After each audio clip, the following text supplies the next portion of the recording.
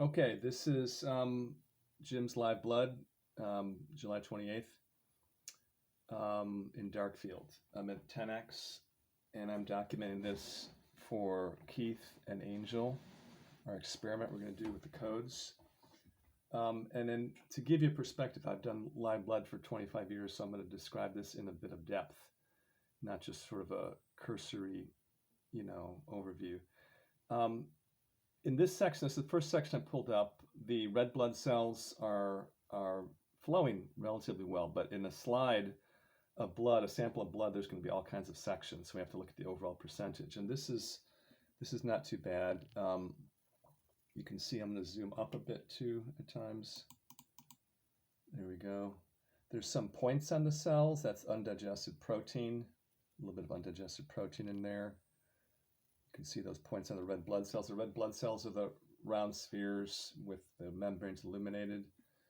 So I would say on the red blood cells, there's going to be, anyway, it's noticeable. Right now, I won't give it a total grade, but it's definitely noticeable. Undigested proteins, those points on the red blood cells. And that is in more than a small range. We'll say a little higher than average. I would say on a scale of 0 to 5, 5 being everywhere and 0 not being seen. This is a 3 or 3.5 or so. Okay, and some periodically, the screen will go black because I'm going to put my light splitter in and scan the blood through the eyepieces.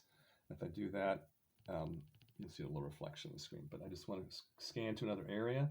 So that's one section of the blood that is probably the better section. Now the other thing to look at, there's these interesting large aggregations. I'm going to zoom out a bit. You can see it better. Aggregations of red blood cells. These are not unusual these days.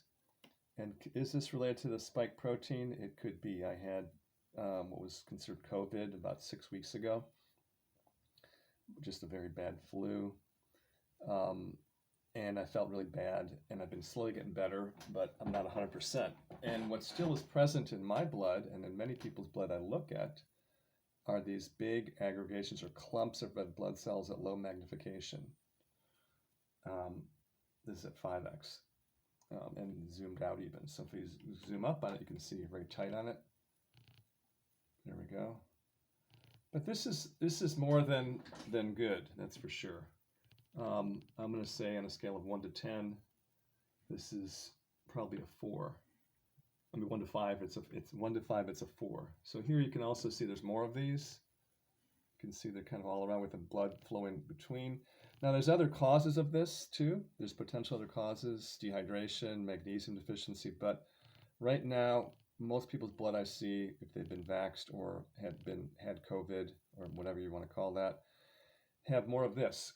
And that could be one of the explanations where there's poor circulation. I had a client come in yesterday, had tons of this, and he was exposed to a person that had been vaxxed in a sort of close way, and this is potentially what's happening, but I'm not certain, to be honest. Okay, there's also one piece of dead fungus in the blood. Let's zoom out a little bit so we can see this. And that is usually indicative of some microbiome imbalance in the gut, or actually a recalibration of it. But there's dead fungus. It's not like necessarily a bad thing, but it's better to have none of that in. And it's not alive in the blood. It comes in from the gut usually. Also, the cells next to it are kind of stacked up, rouleaued, you'd call it. Stacked up in looks like a roll of coins. And this is just an area where the charge on the cell membrane is low, so the cells are agglutinated a bit. So there's the circulation is not good. Again, on a scale of 0, where it's 0 would be you're not seeing the observation. 5 being it's everywhere. This is like a 3.5, and maybe a 4 in the aggregation. Those bigger clumps, I would say that's closer to a 4. Let's see what else we got. I got one of these. This is a protoplast, which is a toxin that leaks into the blood from the gut.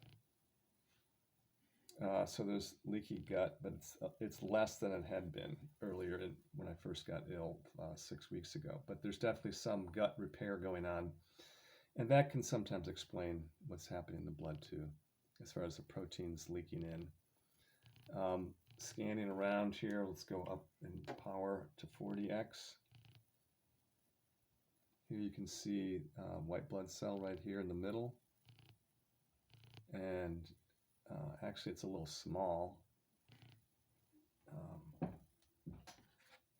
Right there, it's a white blood cell.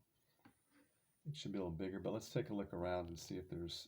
also see these cells here have some damage to the membrane. The membrane is sort of weird shape. That is most often associated with electromagnetic radiation, EMF, electrosmog, whatever you want to call it. And that's, again, some people have tons of it. There's a little here. I'd give it a 2 out of 5, 5 being the highest.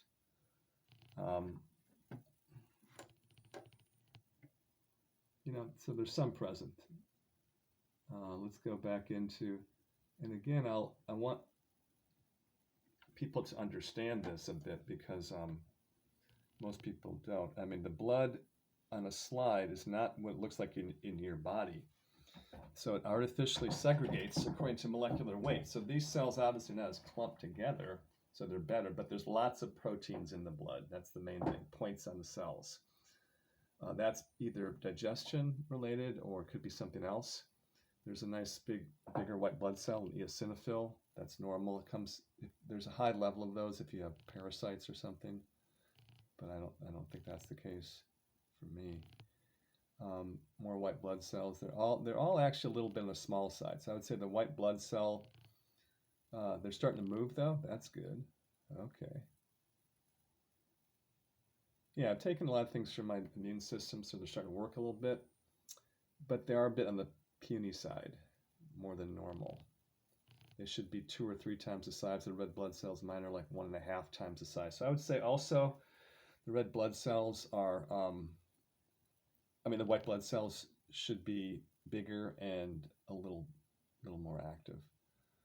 But the biggest thing by far is all the undigested protein. That is the big issue. Can we fix that? And that could be, I'm interested to see how the codes work with that, if they do.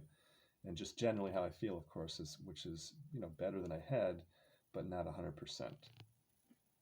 Let's see if there's anything else here to...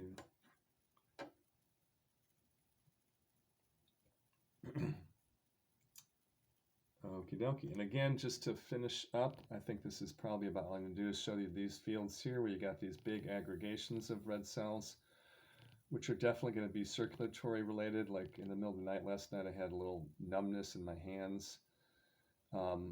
So that is definitely something, and I could tell you in past blood samples I've had of my own, I didn't have this. I would have a few of them.